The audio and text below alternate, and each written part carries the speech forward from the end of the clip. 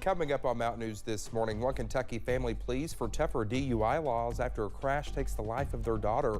And schools across the Commonwealth consider dropping their mask mandates as cases of COVID continue to see a decline.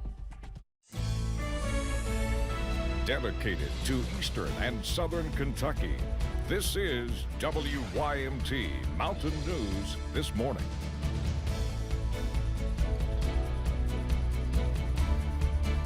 Good morning to you. It's Monday and it's almost 6 o'clock here. Thank you so much for waking up with us this morning. We all hope that you had a great and jazzed weekend. I know I did. Let's take it over to Cameron for a look at that forecast. Cameron, I know you had a jazzed weekend working. Jazzed. I was here all weekend. You know what?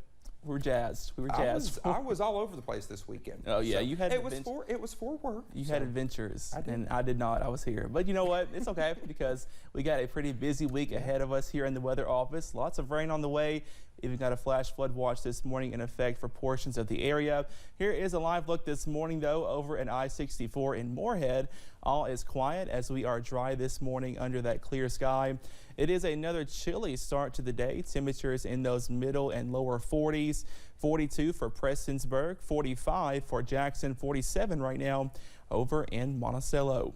Like I said, not much happening on Pinpoint Doppler as we start our work week. However, we are watching out for those showers to creep back into the picture as we get later on into tonight. A pretty soggy work week is in store as multiple weather systems are keeping an eye on the mountains to move into the area.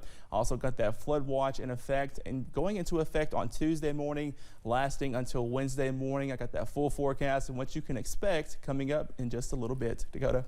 All right, Cameron, thank you. Well, the mother of a missing Shelby County girl and her boyfriend are facing murder charges in connection to the 4-year-old girl's death.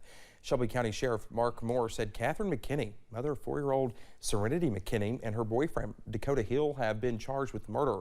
Now, he said the two were booked into the Shelby County Detention Center Saturday. They were arrested in Kansas 2 weeks ago and extradited back to Kentucky. Serenity was reported missing on January 31st of this year. A vigil was held for her on Sunday. Heather Atkins is accused of abandoning her nonverbal autistic 5-year-old son in Coleraine Township, Ohio, about 75 miles from their home of Shelbyville, Indiana. Ronald Reese was headed out to pick up food Thursday night when he found her son, saying he looked like he was dazed and as he walked along a busy road with no sidewalks.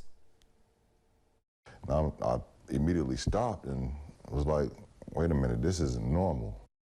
Assistant Chief of Georgetown Police Darren Allgood says Atkins was arrested this weekend at a gas station in Georgetown for an unpaid fine dating back to 2011. The child is in custody of Hamilton County Jobs and Family Services. Protesters gathered outside the church of a Central Kentucky pastor who is charged with sex crimes against children. Thomas Wall has been pastor of Pentecostal Fellowship Church since 2005. A Garrett County grand jury indicted him on 13 counts of sexual abuse allegations during the weekend. The protesters said they're standing up for his alleged victims, many of whom are children. Brandy Phillips said her friends are some of Wall's alleged victims. I actually took up for some friends back in school in like 2006, 2007, somewhere around in there. And I caused a meeting and we were made out to be liars and attention seekers. Phillips said Wall and his wife always had excuses. She left the school and church. During the weekend, she protested outside of the building with her young daughter. The protesters said they'll gather until Wall is sentenced. Well, there are calls for change after the man accused of trying to kill Louisville mayoral candidate Craig Greenberg was released from jail 2 days later. Kentucky State Representative Jason Nemes says the wheels were already well in motion for a constitutional amendment allowing dangerous suspects to be held without bond, long before the attempt on the life of mayoral candidate Greenberg. But when the accused, Quintez Brown, made bail, the issue took the spotlight. I mean, everybody's astonished. Republicans and Democrats have Republicans and Democrat constituents and mayors of different cities in Louisville contacting me. You know, everyone's just stunned that this could happen.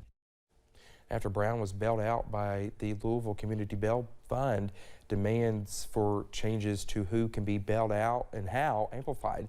Now, Nemes's proposed constitutional amendment would put the issue of bail reform directly in the hands of voters, deciding if judges should have the discretion to hold dangerous suspects without bail. without bond, excuse me.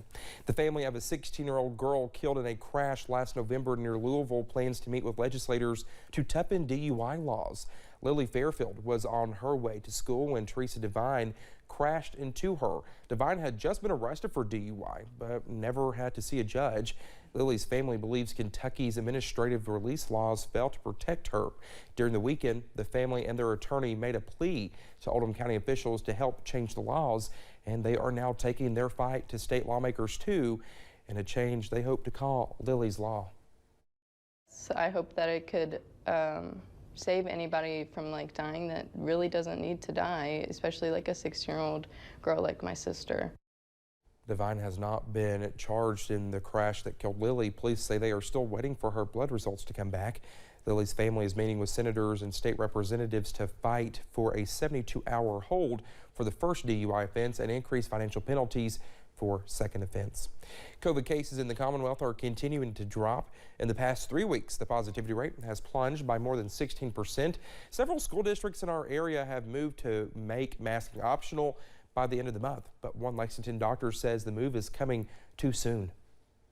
I'm a little bit concerned that right now, today, would be too early to ditch the mask totally. We're not at a safe level. We're still at a high, substantial level of viral transmission.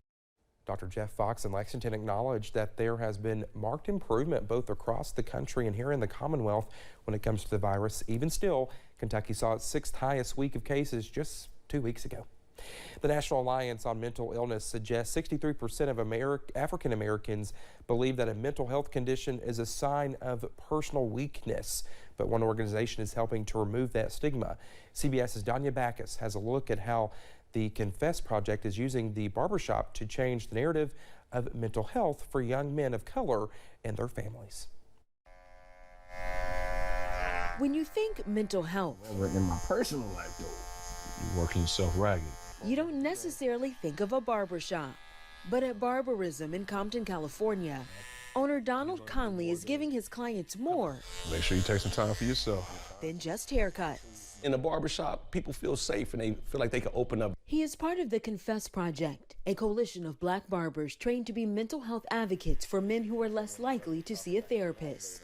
As a barber, we're trained to cut hair, but however, we're trained to read people as well. The benefits are based in science. Harvard researchers found black barbers are gatekeepers of the community and could help bridge the gap with mental health care. We believe in a culture of mental health for men and boys of color, and we believe in barbers. We just believe in the trust that they inherently have in the community. The Confess Project now has more than 1,000 barbers in 40 cities. We train them on active listening, positive communication, validation, and stigma reduction. Yeah. Clients like Aaron Michael Peace. He says sitting in Conley's chair doesn't just help him look good, but feel good too. There has been absolute times where throughout the week, I go through the week like, dang, I'm super stressed, but I know on a Friday or a Saturday, I have a haircut coming. And when that haircut comes, I can sit in this chair, I can talk to my barber. The number of people that I'm able to serve and help means exponentially more than the money that I could ever make. Conley says he's proud to provide a safe space for black men so they can feel seen and heard. Right? Danya Backus, CBS News, Los Angeles.